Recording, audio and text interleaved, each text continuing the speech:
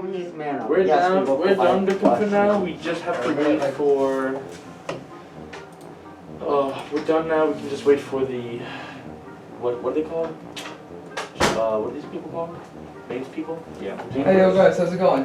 Haley, can you talk? Hey yo, I think that set. I think that set's wrong. I think that's the wrong set. No, it's not. I think it is. I think it is. I'm gonna get a new We one. told you, did Mr. Try tell you? Wait, no, wait. Oh, What so are you you just gonna doing do? this by yourself? No, wait, what? Just going by yourself. Oh my Yeah, god, I you thought we did had a it new by set. I thought we had a new set. That's my bad. No, I had it in a new. Oh, Yep. Yeah. Go. Oh, that's my bad.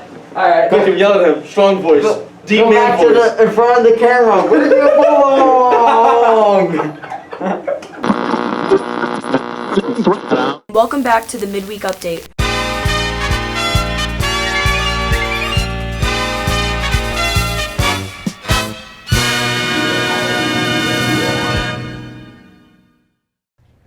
Hey Mepham, welcome back to this week's Midweek Update. Today, we'll see what the parking lot has been like for seniors this year and get another inside look at life on a remote day of school. This and plenty more as we take a look at what's going on this week's Midweek Update. I'm Matt Manno. And I'm Haley Hepworth, and welcome back to the Midweek Update, the BMB show that brings you closer to the people and places in and around the Mepham community. Welcome to the show, Matt. Thanks, Haley. I've been a part of the show before with Manno on the street, but I am so happy to get to be an anchor for this week. I'm just happy everything got fixed in the control room. You should probably leave that to Robin Bickham from now on. Yeah, I probably should, but I was just trying to help. Anyway, as you all know, this year has been extremely different. That's an understatement. One thing that was affected by the pandemic restrictions that we may not always think of is the senior parking lot. Right, with less students staying after school for sports and clubs, everyone's just rushing out after the final bell rings after 9th period. BMB's Louis Saraceni got to see how this traffic jam is affecting senior drivers and everyone else here at Mepham. The senior parking lot is a privilege for seniors so they can drive to school every day, but sometimes after school it can be tedious to leave the lot. There are a lot of seniors trying to get out at the same time, right after 9th period ends, plus the buses that need to drop off students and then get to their next school. With everything going on, it's sometimes necessary for an administrator or security guard to direct traffic. It started with me. I would stop the line of cars and let the buses go at a particular point. And then we would have a security guard out in the street actually directing traffic, not just our outgoing driveway, but also the other three intersections, the other three streets in that intersection. The adults directing traffic aren't the only ones finding this process difficult. The seniors themselves have been frustrated by how crowded it gets at the exit, especially those that need to get somewhere right after school. It's pretty chaotic, it's crowded. A lot of people are trying to cut out, everyone wants to get out first. End of the day, everyone would try to leave at the same time. There would be people just going in the out, out the in basically. And it was kind of chaos at the end of the day. Some days I have to work. I gotta be at work by like 3. So having to wait behind a whole line because someone stopped and then the buses, it gets annoying sometimes. I think because of all of the pandemic restrictions and the lack of after-school activity, we have everyone leaving at the same time. So it's definitely been a lot more congested this year than it has in the past. This year, a lot of extracurriculars and other stuff aren't really happening. So people are leaving at 2:15 or in between periods and just going out. So it's probably going to be more traffic in terms of that. Of course, taking a long time to get out is annoying, but more importantly, the parking lot could be unsafe for drivers and people walking. The seniors need to make an effort to be more safe and follow the rules after school. A lot of people don't have etiquette, so they won't let you in, or they'll try to push their way in, and so that could cause some problems.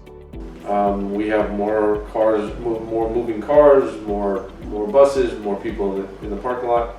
So it's more important now than ever to follow the directions. So when the security or myself or a different administrator, tells someone to stop driving, they need to actually stop and not keep inching forward. Or, if we have to let a bus in front, we can't argue about it. But for the most part, everyone's done a good job. It's great that the seniors here have a place to park when they drive to school, but we need to work to make the process of leaving at the end of the day more safe and efficient. Hopefully, as students have more extracurricular activities open to them as time goes on, there will be less of a traffic jam after 9th period. From BMB, I'm Louis Saraceni.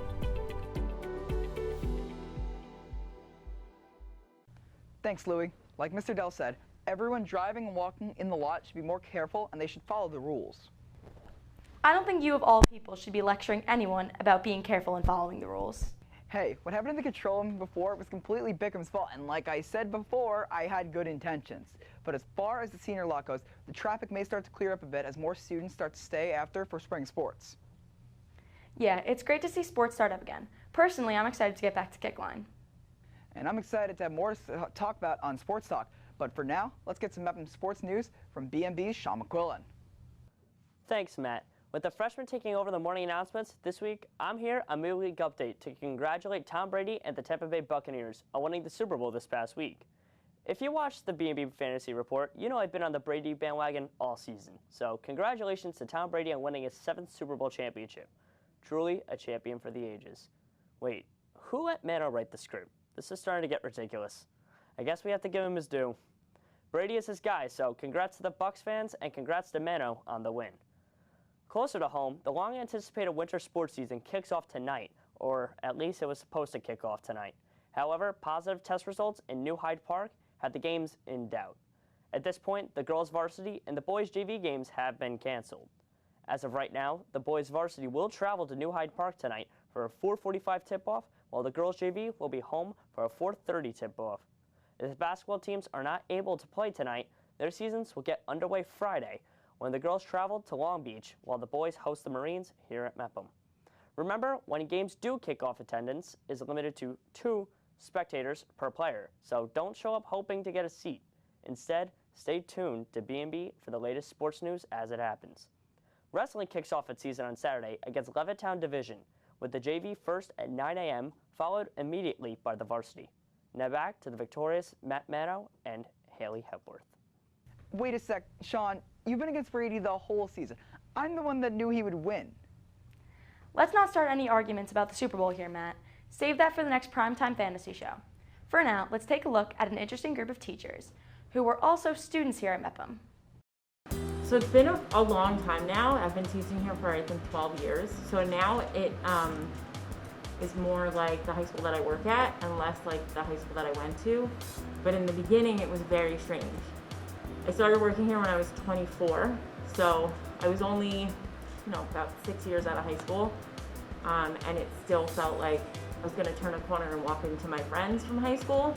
Mepham is honestly my home. I did my student teaching both here and at Merrick Avenue Middle School, and while I learned so much from both experiences, I was thrilled that Mepham hired me. This is my 16th year, and it has just been a blessing to teach in this building. And I don't know if this was just because I was a student, but I felt like it was a little bit more cliquey when I went to high school here, that there were definitely like certain groups of people that like stayed very separate from each other. And I feel like now, from what I'm seeing, there's a lot of, mingling between the different types of students. This is a beautiful building. It's a historical building, so I know they can't make too many changes to it. One thing I do remember we used to have a distance learning center, which is now a math classroom in room 229. In that room, they used to teach courses like American Sign Language and Japanese, and they had a teacher on a TV screen coming in from somewhere else. So that was something that was pretty cool that we don't have anymore. I spent probably as many hours as I could in the art center. Every off period I took almost every art class that we had to offer. My art teachers, who aren't here anymore, were extremely supportive. I was involved in so many activities. There were so many opportunities at Mepham, sports, clubs, service activities. There was just something for everyone here, and I wanted to be a part of as many of them as I could. As a teacher, I think the students, they really make this place. I absolutely love the faculty here. Even when I was a student, they were so supportive, and then when I became a teacher, they were even more helpful in helping me learn the ropes and learn how to do my best work here and really reach my students to the best of my ability. I think every year is a little different because every year my classes are a little different, which is fun. And we have so many, as speaking from an art standpoint, we have so many talented students that it really is fun to get to work with them on a daily basis and see, what different art they're coming up with and what different ideas they're creating. And just in general, what the students can do is amazing. That's a pretty cool thing to think about. Must be really interesting for them who have been here for a while and to see the changes the school has undergone. Do you think you'd ever want to become a teacher here, Manno? Probably not. I think I have a pretty good career ahead of me in predicting sports, like I was trying to say before you rudely interrupted me. Matt, isn't getting sports predictions wrong kind of your thing? What can I say? I'm cursed. But for our last segment here on Midweek Update, let's get an inside look of the remote day of another BMB student. BMB's Ryan Erickson on a day in the life. Welcome to the day in the life of a virtual learner. I start my day by waking up, where I then deal with whatever pile of laundry I have, just doing my thing, sitting back, being bored. Then I have a nice pizza lunch. Don't make fun of me for the way it's cut. I then do whatever homework I've put off till the last second. I then go to the bathroom, do the normal. After doing that, I will go into the shower and question much of my life. There's my dog. There's my other dog. We like to chill together. I end my day off by just falling asleep. Thanks, Ryan. Well, Matt, looks like we're just about done with this week's episode. Yeah, but hopefully I'll be back on the show in the future on Manno on the Street or once some of the pandemic restrictions begin to lift. I'm looking forward to it. Well, that's it for this week's Midweek Update. We'll be back next week with all new stories from around the BMCHSD to bring you inside the parts of the community we don't always get to see. Until then, I'm Matt Manno. And I'm Haley Hepworth, and we'll see you all next midweek. Pretty well.